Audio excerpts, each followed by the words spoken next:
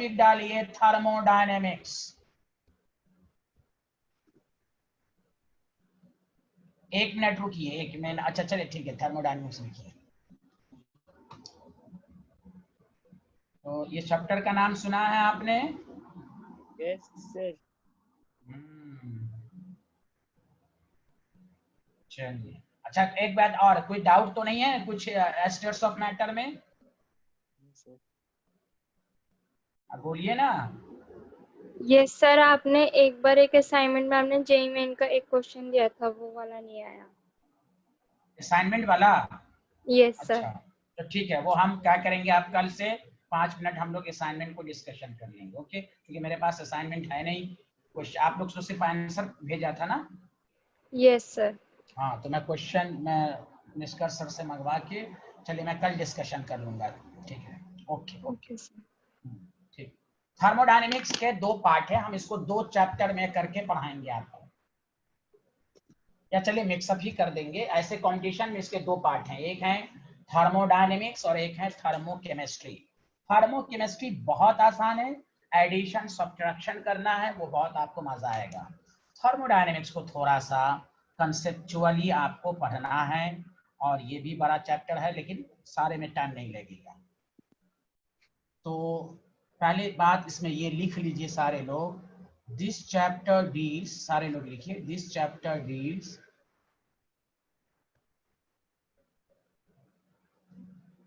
Thermo माने heat, dynamics माने move करना, transfer of heat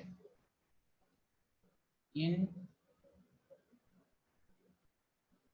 physical and chemical process. ठीक है, केमिकल प्रोसेस लिख लिया आपने? Yes sir.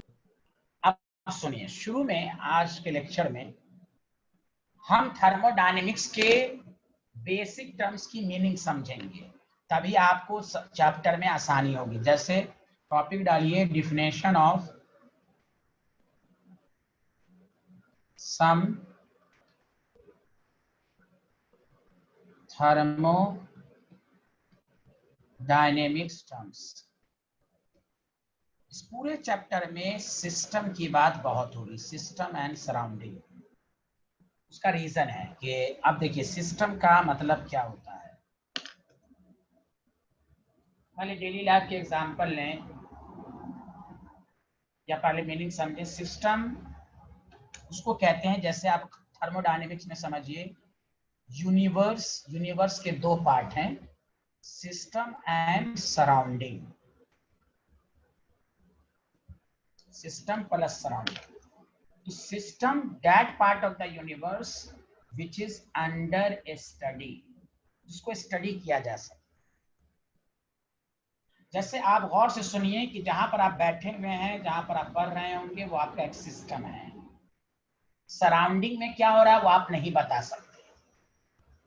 मतलब अंडर स्टडी का मतलब, जैसे सिस्टम में आप प्रेशर, टेम्परेचर वगैरह को आसानी से एनालाइज कर सकते हैं। अरे बोलिए ना। Yes sir. हाँ, तो जैसे आप कहेंगे मैं बिहार जा रहा हूं, तो बिहार सिस्टम नहीं है, बिहार में तो बहुत सारी जगह है। डिफाइंड होना चाहिए, डिफाइंड। अरे बोलिए ना, हाँ या ना। Yes sir. हाँ, यस सर। अब जगह का नाम बताना, डिफाइंड पाथ को बताना, डिफाइंड। याद रखिए, इस चैप्टर में भी बहुत मजा आएगा आपको, यहाँ गौर से सुनिए। तो that part of the universe, that part of universe which is under study, उसको हम कहते हैं इस कॉल सिस्टम।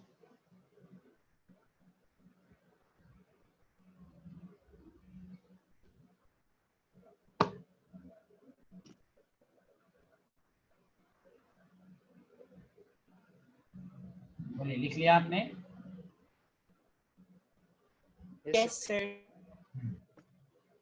बी का मतलब सराउंडिंग,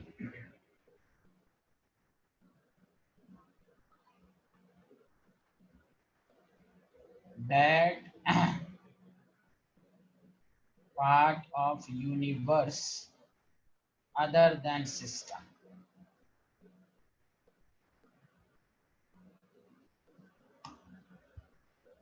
सिस्टम के अलावा, जैसा आप कहें मैं कोचिंग जा रहा हूँ, अगर ऑफलाइन है तो एक डिफाइंड पाथ हुआ, कोचिंग जा रहे हैं आप, वो सिस्टम हुआ।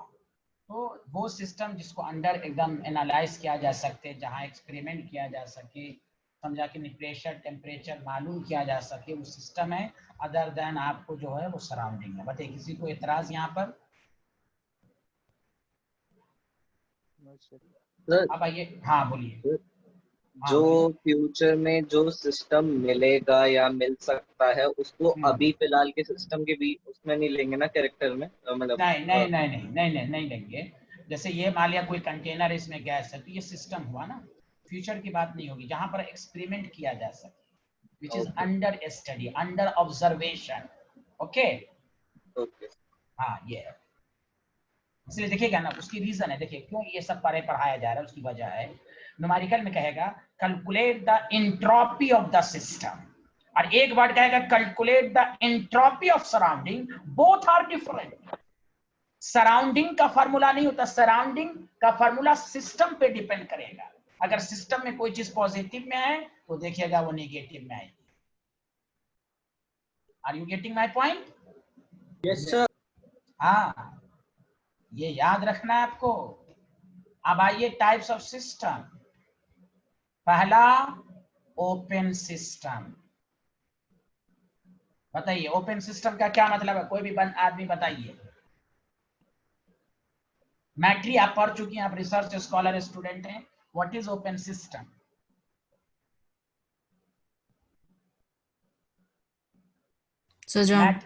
हाँ बोलिए बोलिए बोलिए, जो आता है। हाँ जो आता है बोलिए। हाँ sir, system in which the pressure and the temperature same.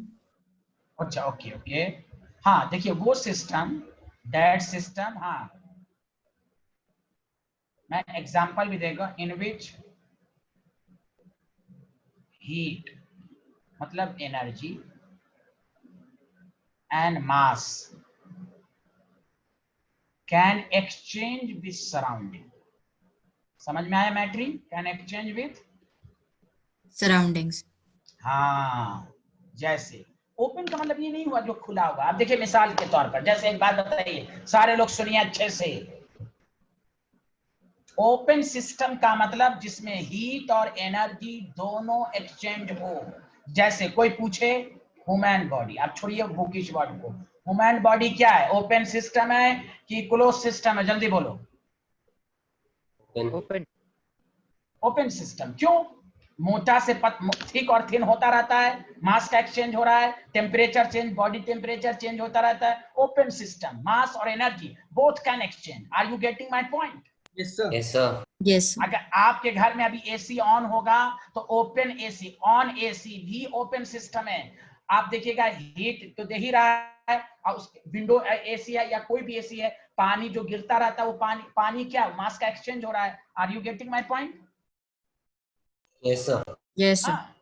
हाँ बुकिश वर्ड में general word, any physical and chemical process carried out in open container, this is called open system. लेकिन आपको ये भी याद रखना है, डेली लाइफ के एग्जांपल सब याद रखने हैं। ह्यूमन बॉडी बहुत सारी है, जैसे आपको हॉट प्रेशर कुकर जिसमें खाना बनता है, हॉट प्रेशर कुकर, जबकि वो क्लोज है लेकिन वो ओपन सिस्टम है, मास और एनर्जी दोनों का एक्सचेंज हो रहा है। अरे बोलिए ना, बावर्ची किचन में खाना बनाए हैं ना आप लोग? Yes yes yes. तो आपको थर्मो को समझना है, तो ओपन सिस्टम जिसमें, हाँ वही, अगर कहे एक लाइन में इसका एग्जांपल दो, एक लाइन में बस एग्जांपल दो, तब उसके लिए हम लोग लिखेंगे कि एनी फिजिकल एंड केमिकल, कोई भी रिएक्शन है ओपन सिस्टम में करा, ओपन कंटेनर में करा दीजिए, तो मास एनर्जी दोनों, चूंकि आपको मालूम है रिएक्शन होता है तो हीट एनर्जी का रिलीज और एब्जॉर्ब भी होता है, और मास का भी, मैटर का भी एक्सचेंज होता है। तो any physical and chemical process, mole consume भी होता है, ये सब भी होता रहता है। Chemical process carried out in open vessel. हाँ, कोई ऐसे अदर एग्जाम्पल लेना चाहें तो बहुत सारे एग्जाम्पल हैं। Human body, okay, hot pressure cooker, अगर डेली लाइफ का कोई एग्जाम्पल पूछे, समझा, ऑन एसी, समझा। चलिए ये लिख लीजिए पहले, ये लिख लिया सारे लोग जिसमें एनर्जी और मास दोनों का एक्सचेंज हो, बताइए, लिखा? Yes sir. Yes sir. No sir. हाँ लिखिए लिखिए, आराम से लिखिए भाई। तो फिर से ओपन सिस्टम का मतलब जिसमें एनर्जी और मास दोनों का एक्सचेंज हो, उसको हम ओपन सिस्टम कहते हैं। अनुभव आया समझ में कि नहीं आया, जल्दी बताइए। सर आया। अब्दुल, सबको आ रहा है? सबको? अब्दुल,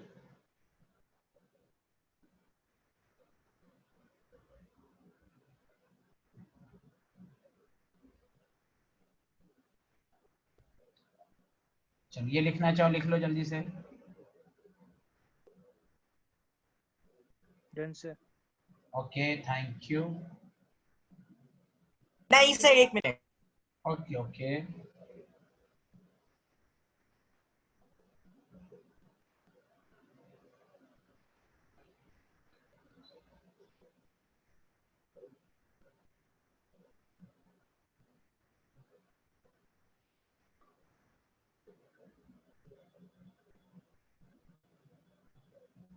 हाँ लिख लिया। Yes sir. अब आइए बी पार्ट, क्लोज सिस्टम। अब कोई क्लोज सिस्टम है तो लिखिए the system in which only heat, मतलब एनर्जी। अरे जानवी, आप तो कुछ लिखकर भेजिए, समझ में आ रहा है कि नहीं? Only heat energy but not mass, mass constant रहेगा। Can exchange with surrounding.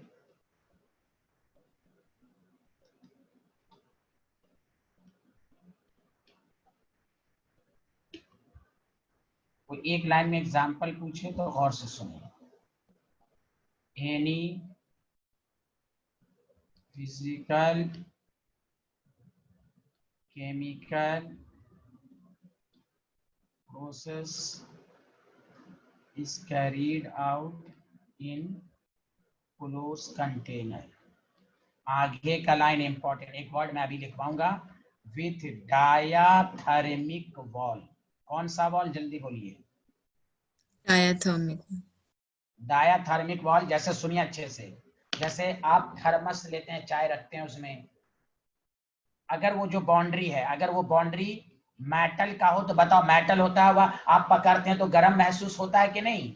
अरे बोलिए। Yes yes sir. Yes, sir. ये जो बाउंड्री, अगर, हाँ, क्लोज सिर्फ बोलने से नहीं होगा, हीट का भी एक्सचेंज होना चाहिए।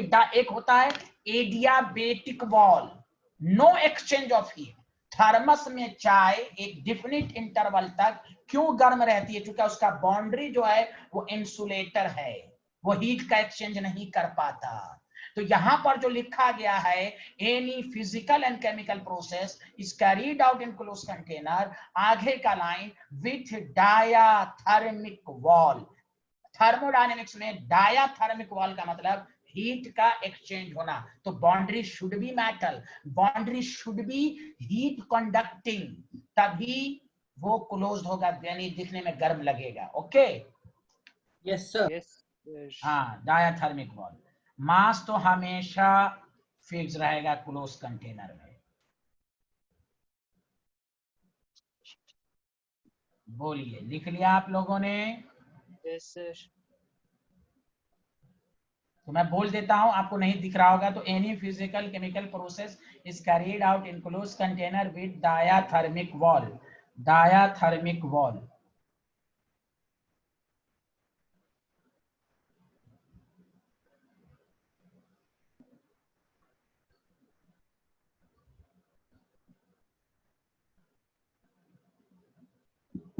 आगे बढ़े, लिख लिया? अब आइए आइसोलेटेड सिस्टम।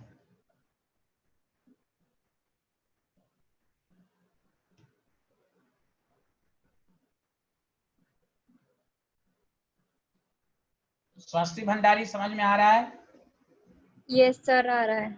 हाँ, the system in which neither heat nor mass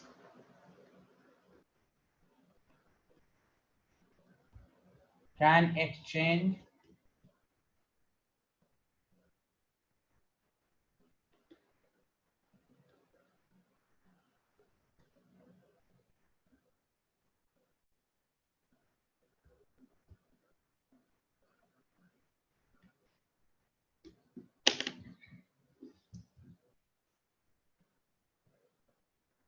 हाँ, तो जिसमें नाइदर मास नॉट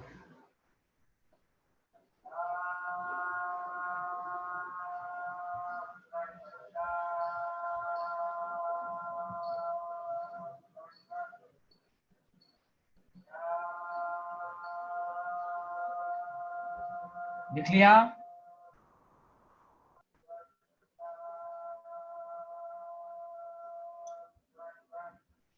लिख लिया?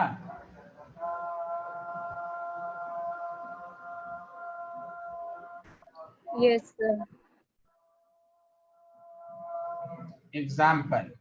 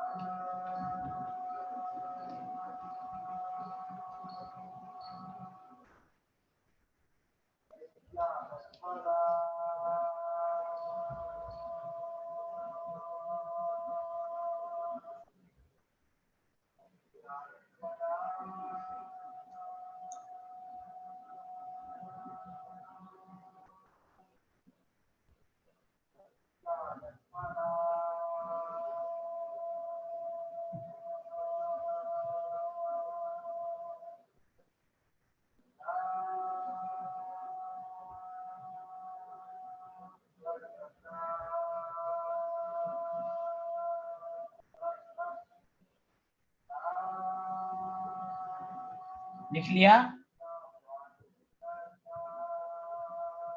Yes sir. हाँ, खसपेल तुम क्या पूछे क्वेश्चन? सर अगर एक कंटेनर हो, उसका वॉल डायाथर्मिक हो पर सराउंडिंग और कंटेनर का टेम्परेचर बराबर हो तो कैसे फिर हो सकता है? हीट जब एक्सचेंज होगा तो सिस्टम की हीट घटेगी, सराउंडिंग की टेम्परेचर बढ़ेगा बाबू।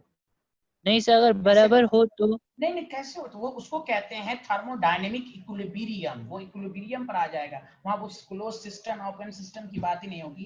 कोई भी थर्मोडायनेमिक्स में इक्विलिब्रियम होता है, chemical equilibrium, thermodynamic equilibrium, mechanical equilibrium. वहां इक्विलिब्रियम एग्जिस्ट करेगा, वहां क्लोज ओपन सिस्टम की बात नहीं होगी। ओके, यस हाँ, तो आगे टॉपिक आएगा इक्विलिब्रियम, इसी में आएगा कि कोई भी सिस्टम थर्मोडायनेमिक्स में इक्विलिब्रियम में कब होता है। ठीक है, यहाँ पर हम लोग केवल ये पढ़ने जा रहे हैं, ध्यान दीजिएगा कि आपको ये दिमाग में नहीं लाना है। जैसे एक मिसाल लीजिए, मैं एक मिसाल देता हूं। जैसे आप चाय पीते हैं तो ये हॉट कप ऑफ टी जो है वो क्लोज सिस्टम है, ओपन सिस्टम है, हीट का भी एक्सचेंज हो रहा है, सब होगा। अब कोई कहेगा सर 20 मिनट के बाद क्या होगा? वो नहीं है, इसीलिए पहले पढ़ा दिया गया है system which is under study. ये सब जो डिफिनेशन है वो इंस्टेंट ऑफ टाइम के लिए है। अब ये नहीं कहना सर ऐसा हो जाए तो बराबर होने में टाइम लगेगा, फिर वो सिस्टम नहीं कहलाएगा। ये अब जैसे थर्मोफ्लैक्स में आप टी लेते हैं, थर्मस में चाय रखते हैं, तो बताइए शुरू में गर्म रहती है यहाँ या ना? यस। अब कोई कहेगा सर 24 घंटे के बाद तो वो ये हो जाएगा। अरे हो जाएगा, वो हटाइए ना। Fraction of instant of time के लिए एक्सपेरिमेंट किया जाता है। मेरी बात सबको समझ में आई? Yes yes sir. हाँ, अब कोई कहेगा एसी ऑन है, सर ऑफ होगा तो क्या होगा? अरे भाई ऑन है तभी ओपन सिस्टम है, ओके जहां हीट और तो ये जितनी डिफिनेशन लिखाई गई है वो इंस्टेंट ऑफ टाइम के लिए है। जब आप कोई सिस्टम और सराउंडिंग का टेम्परेचर वगैरह सेम हो जाए तो वो तो आप पढ़िएगा ना, वो सब तो पढ़िएगा। वो यहाँ पर इस बात का डिस्कशन नहीं करना है कि टेम्परेचर बराबर हो गया, वो तो पढ़िएगा। आइसोथर्मल कब कहा जाता है, वो प्रोसेस का नाम होगा। यहाँ सिस्टम की बात हो रही है कि जिस सिस्टम से हीट और मास दोनों का एक्सचेंज होगा वो ओपन सिस्टम होगा। सिर्फ हीट का एक्सचेंज होगा तो क्लोज सिस्टम होगा। दोनों का एक्सचेंज नहीं होगा तो आइसोलेटेड होगा। Are you getting my point everyone? Yes sir. और ये जितनी बातें हैं आपको वो सब इंस्टेंट ऑफ टाइम के लिए हैं। ये नहीं कि 2 घंटा के बाद क्या होगा, नो नो नो नो। अब देखिए इसमें सबसे आइसोलेटेड का सबसे डेली लाइफ वाला एग्जांपल याद कर लीजिए जो आपको आगे फर्स्ट लॉ ऑफ थर्मोडायनेमिक्स में काम आएगा, यूनिवर्स। यूनिवर्स क्या है जल्दी बोलो? हाँ, क्योंकि यूनिवर्स में हीट का एक्सचेंज सब कुछ मिला के नेट क्या होगा, नाइदर, इसीलिए तो कहते हैं एनर्जी का neither be created nor destroyed. अरे बोलिए, हीट आ रहा है जा रहा है, हीट आ रहा है जा रहा है, सब कुछ। तो यूनिवर्स को आइसोलेटेड सिस्टम कहा जाएगा। बोलिए आया? यस सर आया। Yes sir. क्योंकि खुद सोचिए सिस्टम से मान हीट रिलीज हो रही, सराउंडिंग एब्जॉर्ब करे, तो नेट तो कोई एक्सचेंज नहीं हुआ ना। अरे बोलिए ना हाँ या ना? Yes sir. चलिए, तो आपको आइसोलेटेड सिस्टम आएगा। जैसे थर्मोडायनेमिक्स का फर्स्ट लॉ का स्टेटमेंट ये total energy in isolated system remains constant. तो आइसोलेटेड का मतलब यही हुआ, total energy of the universe remains constant, it can neither be created nor destroyed. This is called first law of thermodynamics. बोलिए आया समझ में? तो आइसोलेटेड का सबसे कॉमन बेहतरीन एग्जांपल यूनिवर्स। बाकी तो ये जनरल वर्ड लिख ही दिया गया। आगे बढ़ें। Yes sir. अब आइए, गौर से सुनना है। थर्मोडायनेमिक्स में टॉपिक डालिए, types of thermodynamic properties. Types of thermodynamic properties. उसमें सबसे पहला आएगा एक्सटेंसिव। नाम सुना है ना, एक्सटेंसिव प्रॉपर्टी। अब देखिए, इस पर मैं बहुत ही अच्छे तरीके से समझाऊंगा, ध्यान दीजिए। पहली बात, एक्सटेंसिव का सबसे शॉर्ट डिफिनेशन, मास, सुनिए अच्छे से, मास डिपेंडेंट प्रॉपर्टी को हम एक्सटेंसिव कहते हैं। और अच्छे से लिखना है तो कहेंगे लिखना शुरू करें आप लोग। दूसरा मैं जहां समझाऊंगा वहां समझेंगे आप। The property which depends upon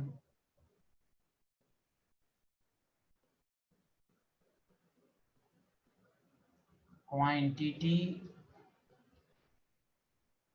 of matter as well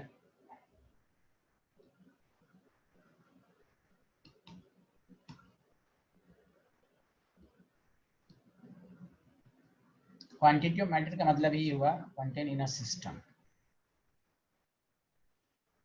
is called extensive.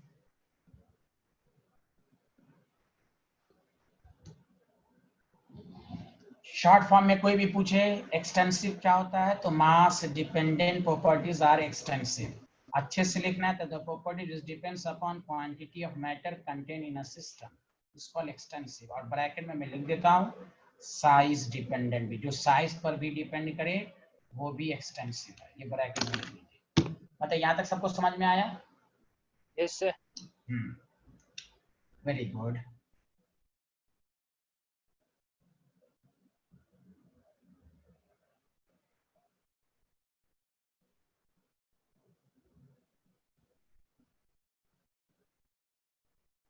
Sir हाँ बोलिए। ये कहते हैं अगर वो अपने मास पे डिपेंडेंट है और फिर साइज पे भी डिपेंडेंट, वो तो अलग अलग चीजें हुई ना, क्योंकि मास दोनों साइज एक ही। नहीं कोई बात, कहीं पर मास से आंसर आएगा, साइज है ना, लेंथ वगैरह, साइज वगैरह भी डिपेंड करेगा। दोनों है, दोनों पर नहीं, मैं डिपेंड बोल करेगा। दे रहा हूँ अगर साइज बड़ी भी हो तो मास तो कम तब भी कम हो सकता है ना। हाँ तो मास चेंज हो रहा है ना, मास डिपेंडेंट तो है ना। हाँ जी हाँ जी। हाँ ये है, साइज कम हो रहा है तो मैं समझ गया, तो मास कम हो रहा है, ठीक है, तो वो एक्सटेंसिव ही कहलाएगा, चाहे साइज हो या मास। आगे बढ़े, बताइए, लिख लिया इसको?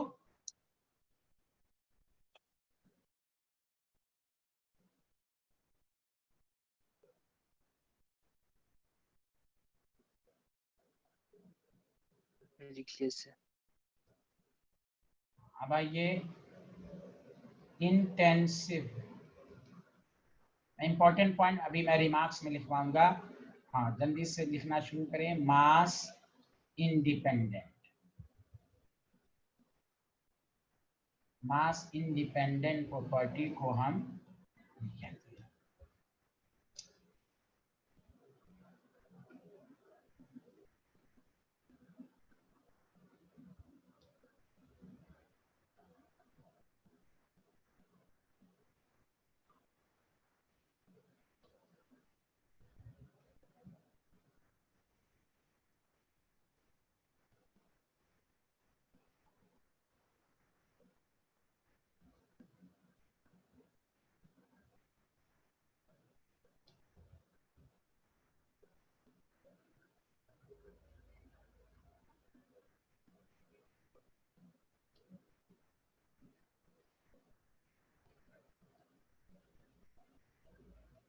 अब आइए एसएल पॉइंट।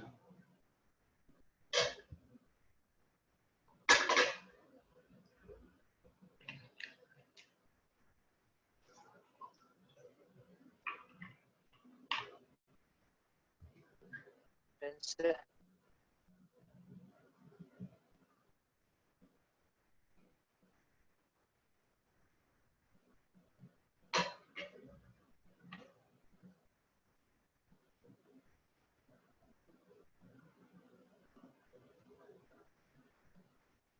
चलिए अनुभव, मेरी आवाज आ रही है आपको?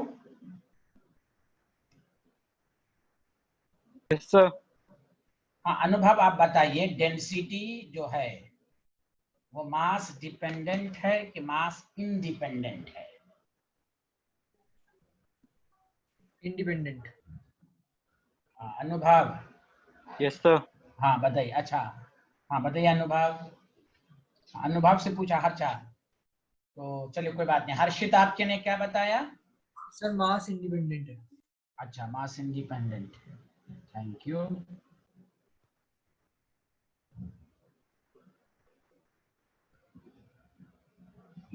Good, very good. अब सुनिए अच्छे से, आपको एग्जाम में डिफिनेशन कैसे लिखनी है वो समझा दिया गया। अब मैं एक बात आपको समझा रहा हूं कि एग्जाम्पल को देखकर आपको कैसे पता लगेगा कि ये एक्सटेंसिव है या इंटेंसिव है। तो मैं आपको मिसाल देता हूं और से सुनिए। आपने मोल कंसेप्ट में पढ़ा कि मान लीजिए ये 10 लीटर वाटर है, तो बताइए डेंसिटी कितनी होगी इसकी, 1 ग्राम पर ml वाटर की। पढ़ा है ना सब लोग? Yes sir. Yes sir. अच्छा, अगर हमने 5 लीटर वाटर कर दिया तो बताइए डेंसिटी कितनी होगी आप? 1 ग्राम पर। वही कहा गया जो quantity of matter, density is independent of mass, मतलब क्वांटिटी, जबकि इसके फॉर्मूले में मास है। तो मैं अब एक ऐसी डिफिनेशन लिखा रहा हूं जिसमें आपको परेशानी ना हो। हाँ ये आपको याद रखना है, mass dependent, extensive, mass independent, intensive. हम एग्जाम्पल को कैसे समझेंगे, ये तो डिफिनेशन, अब हम क्वेश्चन सॉल्विंग डिफिनेशन सिखा रहे हैं। जैसे मोलैरिटी, मोलैरिटी में number of moles per unit volume है, ये भी मास इंडिपेंडेंट है, इंटेंसिव है ये, जबकि इसमें मास भी है, वॉल्यूम भी है, दोनों एक्सटेंसिव है। तो गौर से सुनिए, तो ये सबको समझ में आया कि डेंसिटी मास इंडिपेंडेंट है? Yes sir. अब आइए मैं एक चीज आपको समझाना चाह रहा हूं, वो ये है कि याद रखिए, लिखिएगा नहीं, सुनिए अच्छे से। The property which remains which remains unchanged on division the system into smaller parts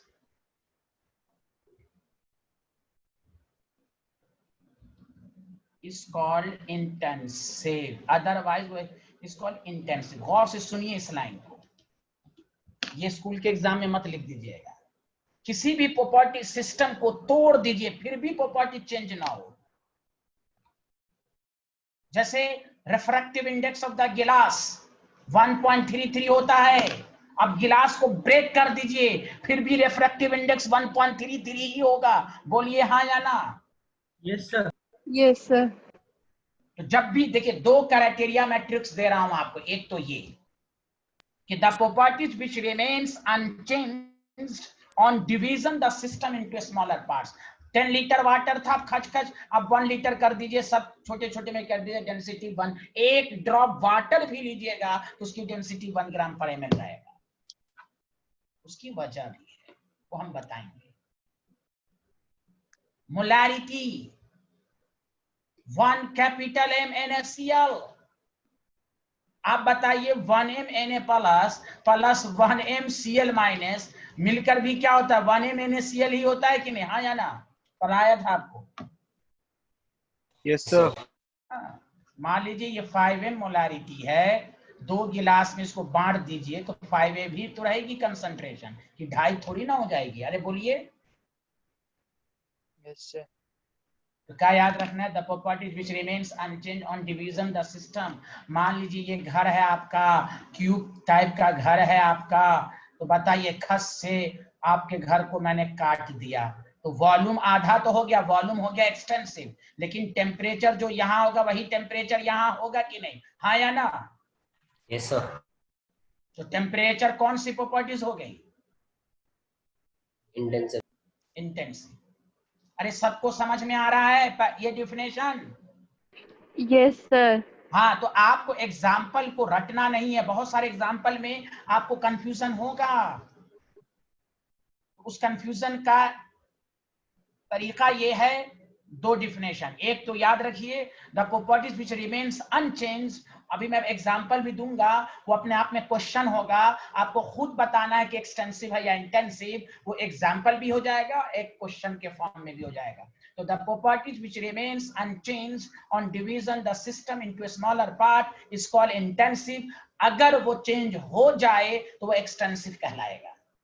तो हम थर्मोडायनेमिक्स को इस तरह पढ़ेंगे। एक तरीका mass dependent is called extensive, mass independent is called intensive. हम क्वेश्चन को एग्जाम्पल को देखकर कैसे पता लगाएंगे, तो उसके लिए 2 ट्रिक्स है। एक ट्रिक्स ये मैंने आपको बताया कि the properties which remains unchanged on division the system into the smaller parts. क्या ये लाइन आप लोगों ने लिख लिया? Yes sir. आगे बढ़ें। अरे अब बैटरी वगैरह सबको समझ में आ रहा है? Yes, sir, आ रहा है। Very good. अब सुनिए अच्छे से। दूसरी बात, केमिस्ट्री में याद रखिए हमेशा, बहुत सारी ट्रिक्स मैं बता रहा हूं। द रेशियो, ये सब statement based, the ratio of 2 extensive property is always intensive. 2 extensive properties is always intensive, no exceptional, कुछ भी नहीं। देख लीजिए, density mass per unit volume, molarity number of moles per unit volume, ये भी extensive ये भी एक्सटेंसिव, दोनों का ratio intensive, number of moles per unit volume, बहुत सारी चीजें। अब टेम्परेचर का तो कोई फॉर्मूला नहीं होता, तो आप उसको कंसेप्ट से बताएंगे, इसको कंसेप्ट से भी बता सकते हैं। On division the system into the smaller का खच खच खच खच काटने पर प्रॉपर्टी चेंज ना करे उसको इंटेंसिव कहेंगे, या दूसरा फार्मूले से भी कह सकते हैं। अरे बोलिए हाँ या ना, समझ में आ रहा है? यस सर, आ रहा है। हाँ, बहुत सारे फॉर्मूले हैं आपको। चलिए इसको लिखिए सारे लोग। Done sir. 2 एक्सटेंसिव का रेशियो हमेशा इंटेंसिव होगा। ये याद रखें आप। किसी को एतराज है इस पर? नहीं है सर।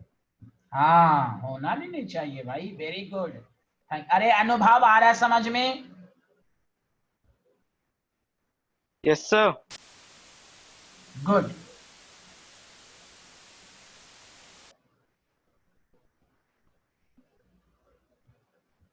तीसरा ट्रिक्स मैं दे देता हूं। Any physical quantity is defined as, सुनो इससे से, per unit mass, per unit volume, per unit area, per unit what जब आए, per unit length becomes intensive। becomes बोलो कौन सी प्रॉपर्टीज हो जाएगी? बोलो इंटेंसिव। अरे बोलिए ना, सब लोग बोलिए ना, हाँ या ना, जल्दी बोलिए।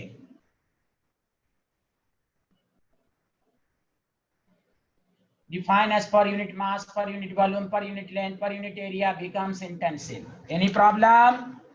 No sir. Good। दूसरा देखो, नेक्स्ट प्रॉपर्टी सुनो अच्छे से, फिर एग्जांपल देंगे आपको।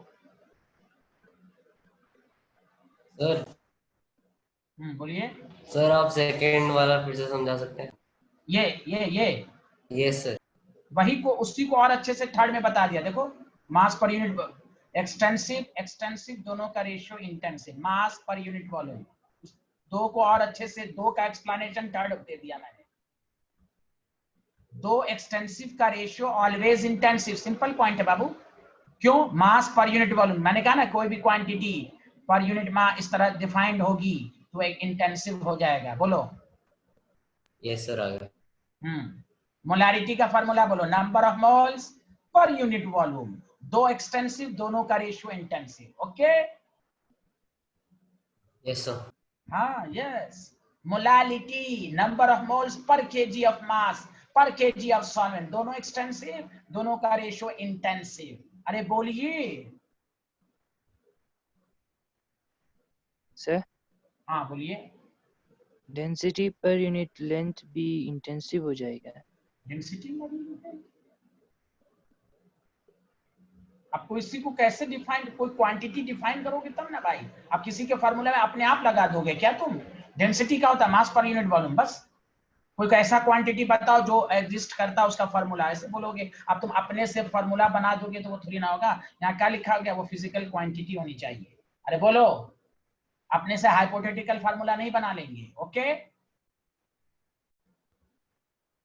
अरे खसपेल क्या पूछ रहे हो? जल्दी बोलो। सर डेंसिटी पर यूनिट लेंथ तो एग्जिस्ट करता है ना सर। क्या होता है डेंसिटी पर यूनिट लेंथ? क्या होता है उसका नाम बताओ ना, नाम बोलो उसका। हम कह रहे हैं फिजिकल, नाम बोलो ना। जैसे नाम है मोलारिटी, नाम है density. What density per unit is called? What is this? What is the name of physical quantity? बोलिए। खसपेल प्लीज टेल मी। नहीं है हेलो, सर। अरे बोलिए ना, मत बोलिए। Okay sir. हाँ मत बोलिए। यहाँ पर फिजिकल लिखा गया, ये नहीं कि आप अपने से हाइपोथेटिकल बना लें। ऐसा थोड़ी ना होगा भाई, आप कंसेप्ट पढ़ रहे हैं। एनी फिजिकल क्वांटिटी, नाम बोलिए। प्रेशर, प्रेशर फोर्स पर यूनिट एरिया, यहां नाम है। सरफेस टेंशन फोर्स पर यूनिट लेंथ, यहां नाम है। बोलिए ना आप। क्वेश्चन। अच्छा एक और पॉइंट लिखा देता हूं मैं, फोर्थ पॉइंट।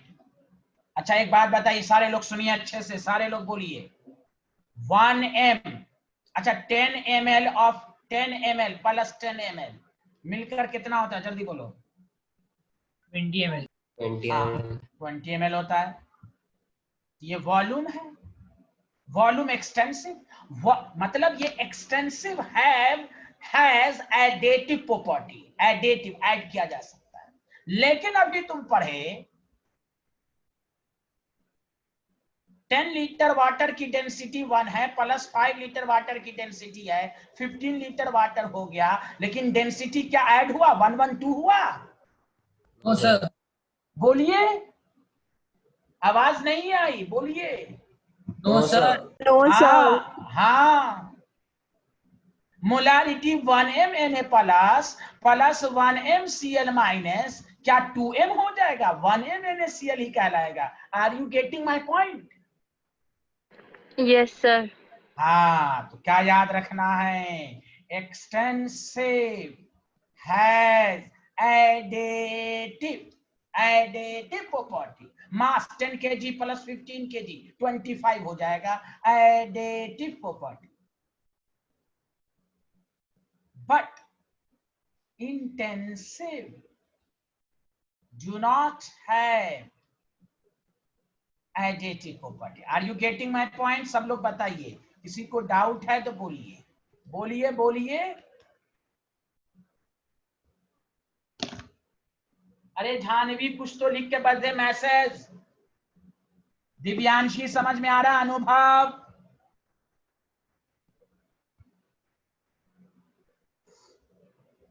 सर आ रहा है। हाँ, ये पॉइंट सब समझ में आ रहा है सबको भाई? यस हाँ, सर। अरे जानवी आप सही से बोलिए कि आपको सही से समझ में आ रहा है कि नहीं, क्योंकि कल आपने बोला था I do not understand very well. हाँ बोलिए Janvi, did you understand very well? अच्छा ओके, थैंक यू। अब मैं क्वेश्चन दे रहा हूं। Identify